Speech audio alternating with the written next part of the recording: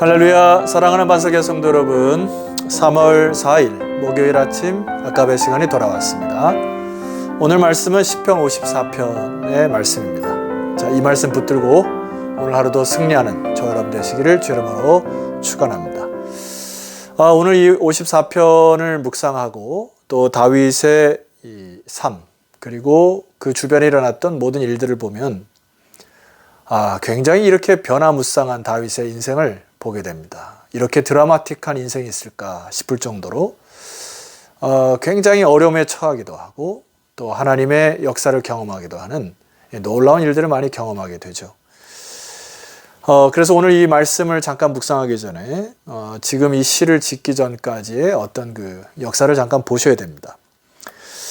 사울을 피해서 다윗이 아둘람 굴로 도망하게 됩니다.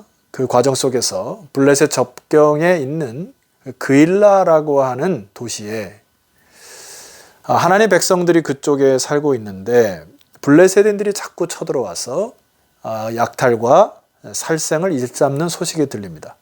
그래서 아둘람 굴에 숨어 있다가 다윗은 그 소식을 듣고 동굴을 뛰쳐나와 자기들의 부하를 데리고 그일라를 구하러 가게 됩니다. 여러분, 사실 이 아둘람 굴로 피했던 이 다윗이 아둘람 굴을 나온다고 하는 자체는 사실 목숨을 건 이야기죠. 그래서 그 그일라를 도시를 구합니다. 그래서 승리를 기쁨을 만끽하고 있는데 그 기쁨도 잠시 그일라 몇 사람이 배반을 합니다. 배반을 하고 사울에게 다윗이 이 그일라 땅에 있다고 밀고를 하게 됩니다. 그래서 이 다윗이 그 그일라 땅에서 빨리 급하게 피신한 곳이 어디냐면은 십광야입니다.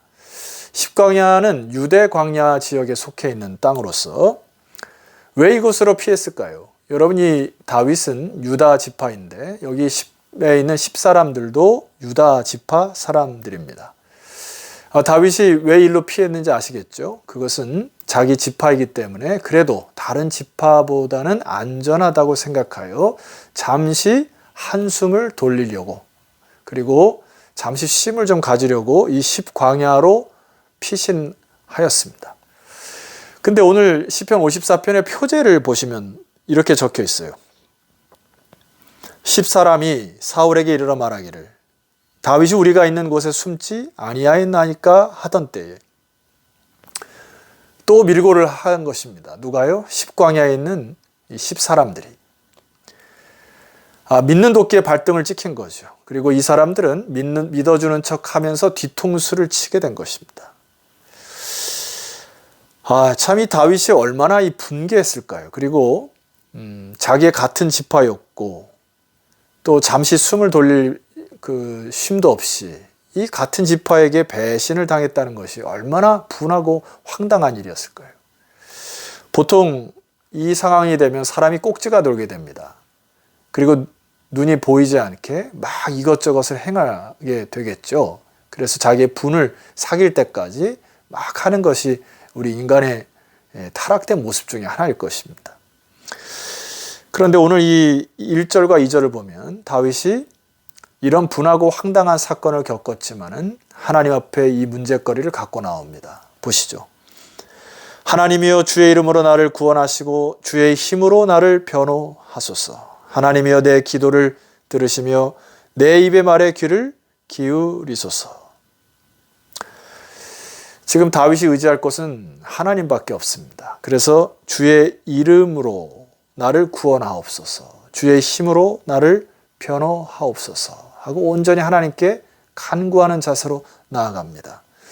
주변을 둘러보면 다 사울의 깃발만이 높이 솟아있고 자기를 도와줄 사람이 하나도 없고 이스라엘 전역 땅에 사울의 권세와 입김이 안 미치는 곳이 없을 정도로 강한 권세를 가졌던 시대의 사울의 시대였습니다. 그런데 참 다윗이 놀라운 것은 이 사울의 권세가 하늘 끝까지 높아지는 이 시기에 하나님 앞에 무릎 꿇고 기도하는 법을 배우기 시작했다는 것입니다. 여러분, 이것은 우리가 다윗을 통하여 배워야 할 자세이죠. 여러분, 우리가 삶의 때로 어려움이나 내 인간의 그 한계를 뛰어넘는 고통이 다가올 때 우리는 빨리 이 다윗의 중심을 회복하셔야 됩니다. 그래서 그 어려움과 그 한계가 하나님을 전심으로 또 오로지 의지할 수 있는 그러한 믿음이 성숙하는 단계로 삼으시기를 소망합니다. 그래서 다음 구절을 보면 다윗의 중심을 알 수 있는 구절입니다. 3절 말씀 보세요. 낯선 자들이 일어나 나를 치고 포악한 자들이 나의 생명을 수색하며 하나님을 자기 앞에 두지 아니하였음이니이다.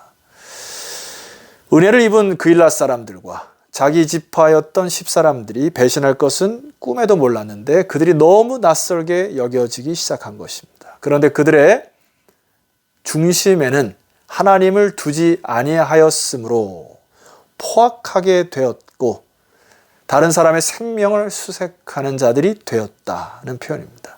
그러나 다윗이 뭐라고 고백합니까? 저는 저의 중심을 하나님 앞에 두었나이다. 오히려 이 어려움과 고난이 다윗의 중심이 전적으로 하나님을 의지하게 만드는 아주 단단한 중심을 만드는 강한 압박으로 다가온 것이죠. 이 상황 속에서 다윗의 기도는 더 깊어지고 담대함으로 나아갑니다. 4절 말씀 보니까 이것은 선포의 개념이 강해요. 4절에 숨겨진 단어 하나가 있습니다. 그것이 힘내라고 하는 단어인데 여러분 다 아시죠? 보라라고 하는 단어. 영어 단어로 하면은 behold, 주목하라. 뭐라고 주목하라 선포합니까? 하나님은 나를 돕는 이시며 주께서는 내 생명을 붙들어 주시는 이신이이다.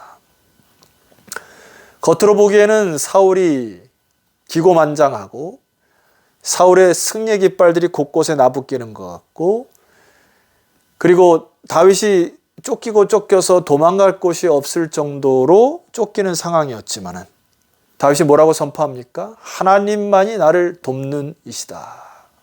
그것을 깨닫는 순간 끝난 거예요. 이미 그의 마음속에는 평안과 탄탄대로가 열리기 시작한 것입니다. 내 생명을 붙들어 주시는 주님이 계심으로 나는 두려워할 것이 없다고 하는 고백입니다.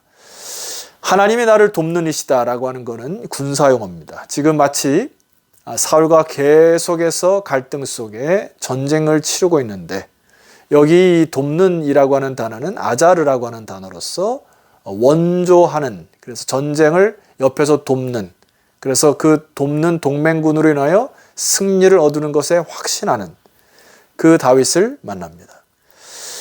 여러분 그뿐 아니에요. 5절에 보면 이 결말에도 이미 다윗은 마음과 생각을 두고 있습니다. 주께서는 내 원수에게 악으로 갚으시리니 주의 성실하심으로 그들을 멸하소서. 이 싸움의 끝은 악을 심판하시는 하나님의 주권에 있다는 고백을 내립니다. 그리고 6절에 보면 참 놀라운 일을 감행하게 되는데요. 6절입니다. 내가 낙헌제로 주께 제사하리이다. 여호와여 주의 이름에 감사하오리니 주의 이름이 선하심이니이다. 여기 낙헌제라고 하는 것에 여러분 주의하셔야 합니다. 주목하셔야 됩니다. 이 낙헌제는 모든 제사를 다 마친 후에 하나님 앞에 감사 제사로 드리는 형식이에요. 그러면 이 다윗이 이 제사를 드리는 이유는 무엇입니까?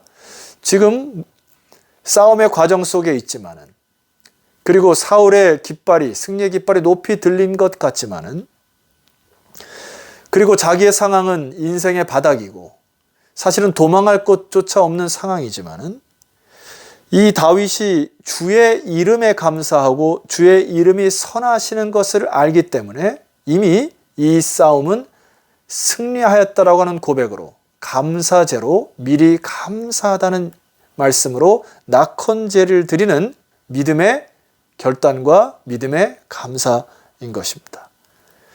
그래서 다윗은 이렇게 믿음의 기도로 마감을 하고 있는 것입니다. 7절 말씀이 이 시의 결론이죠. 참으로 주께서는 이렇게 이야기해요. 모든 환난에서 나를 건지시고 내 원수가 보응받는 것을 내 눈이 똑똑히 보게 하셨나이다. 과거에 다윗이 어렵고 힘들었을 때에 하나님을 의뢰했을 때 하나님이 반드시 보응받는 것을 내가 그때 똑똑히 본 것처럼 지금의 모든 환난에서도 나를 건지실 것을 알기 때문에 나는 낙헌제로 감사의 제사를 드리노라.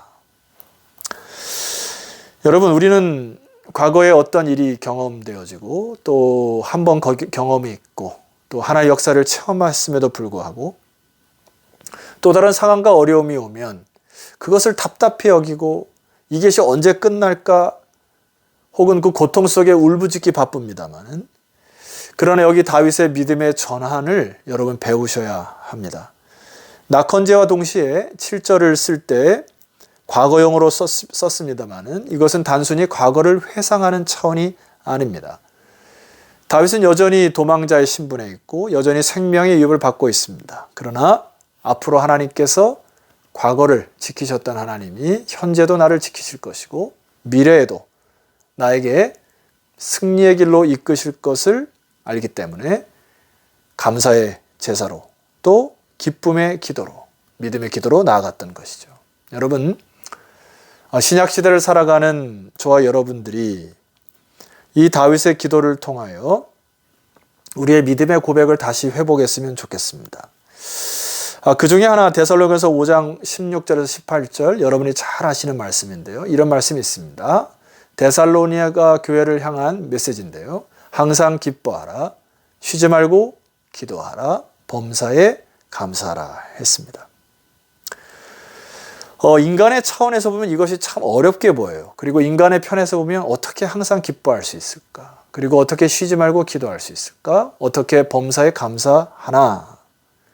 이것이 때로 율법처럼 규례처럼 느껴집니다. 그러나 이 데살로니가전서 5장의 말씀은 하나님 편으로 보셔야 된다는 겁니다. 언약에 신실하신 하나님을 믿으면 우리는 가능하다는 것을 알아야 합니다. 어려움과 환난이 있지만은 하나님을 믿고 주의 이름의 선하심을 믿고 나아갈 때에 주께서 그 상황을 기쁘게 만들어 주시겠다.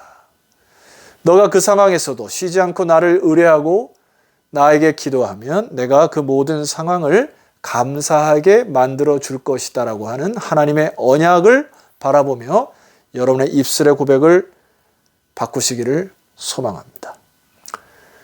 여러분, 이 믿음으로 결단하고 믿음의 전환으로 그의 삶을 생각을 바꿨던 다윗의 결과가 어떻게 되었을까요? 겉으로 보기에는 여러분 10광야에서도 또 밀려납니다. 그리고 마온 황무지까지 쫓겨나가요. 여러분, 이것은 뭐 인간적인 생각으로 참 안 됐다 싶습니다. 그리고 사무엘상 23장에 보면은 사울의 군대에 또 완전히 포위를 당해요. 26절입니다. 사울이 산 이쪽으로 가며 다윗과 그의 사람들은 산 저쪽으로 가며 다윗이 사울을 두려워하여 급히 피하려 하였으니 이는 사울과 그의 사람들이 다윗과 그의 사람들을 에워싸고 잡으려 함이었더라. 여러분, 상황은 더 어려워졌어요. 십광야에서 쫓겨나서 마온 황무지에 왔는데 눈으로 보기에는 도간에 든 쥐꼴이 돼버렸습니다. 여러분, 못 피하다가 뭐 만난 격이죠. 그래서 사람들이 이거 볼 때 거 봐라 이렇게 얘기하는 거예요. 그러나 여러분, 그 뒤에 하나님의 역사를 주목하셔야 됩니다. 27절.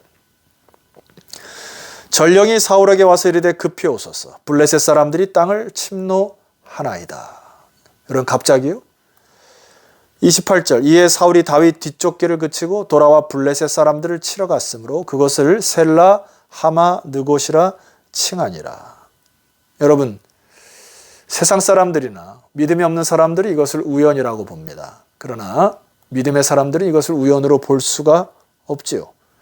하나님은 하나님을 신뢰한 다윗 하나를 구하기 위하여 블레셋 군대를 일으키셔서 사울의 주변을, 사울의 신경을 분산시켜 그를 다시금 그쪽으로 가게 하는, 한 사람을 살리기 위하여 이방 군대를 사용하시는 하나님의 스케일을 보십시오. 이게 아주 놀라운 것 아닙니까? 여러분, 그래서 그곳을 셀라 하마 느곳이라, 다윗은 하나님의 임재를 경험한 또 다른 장소가 됩니다. 이것은 분리의 바위라고 하는 뜻인데, 무엇으로부터 분리의 바위라고 하는 의미일까요? 이것은 내가 죽을 수 있는 상황인데 하나님이 역사하셔서 죽음으로부터 분리하여 생명으로 이끈 바위. 여러분, 그 바위는 다윗의 평생의 간증 장소요, 간증의 간증거리가 되는 곳이 바로 셀라 하마 느곳입니다. 자, 23장 29절은 이렇게 결론을 짓습니다. 다윗이 거기서 올라가서 엔게디 요새에 머무니라. 셀라 하마누꽃과 같은 여러분의 삶의 체험 그리고 간증의 거리가 늘어나기를 주 이름으로 축원합니다. 어려움과 또 갈등 그리고 많은 그 삶의 무게를 불평과 원망으로 지내면 이러한 간증거리가 일어나지가 않아요. 그러나 믿음의 전환으로 언약에 신실하신 하나님의 이름을 붙들고 기도하기 시작할 때 이 셀라 하마누곳과 같은 놀라운 은혜의 장소를 경험할 수 있는 여러분 되었으면 좋겠고, 비로소 엔게디 요새로 하나님이 이끄시는 참된 평안의 시간을 보내게 될 것입니다. 이 축복이 저와 여러분에게 회복되기를 간절히 축원드립니다. 기도드리겠습니다. 하나님 아버지, 주의 이름으로 모인 주의 백성들이 오늘 다윗의 일생을 통하여, 오늘 시편 54편을 통하여 믿음의 전환, 또 믿음의 결단을 배우게 하시니 감사드립니다. 신약시대를 살아가는 우리들이 이제 예수 그리스도를 의지하여 항상 기뻐하게 하시고 쉬지 말고 기도하게 하시고 범사에 감사하는 믿음의 성숙함이 있게 하옵소서. 예수 그리스도 이름으로 기도드렸사옵나이다. 아멘. 자, 성도 여러분, 오늘 수고하셨고요. 내일 아침은 시편 55편으로 찾아뵙도록 하겠습니다. 내일 뵙겠습니다.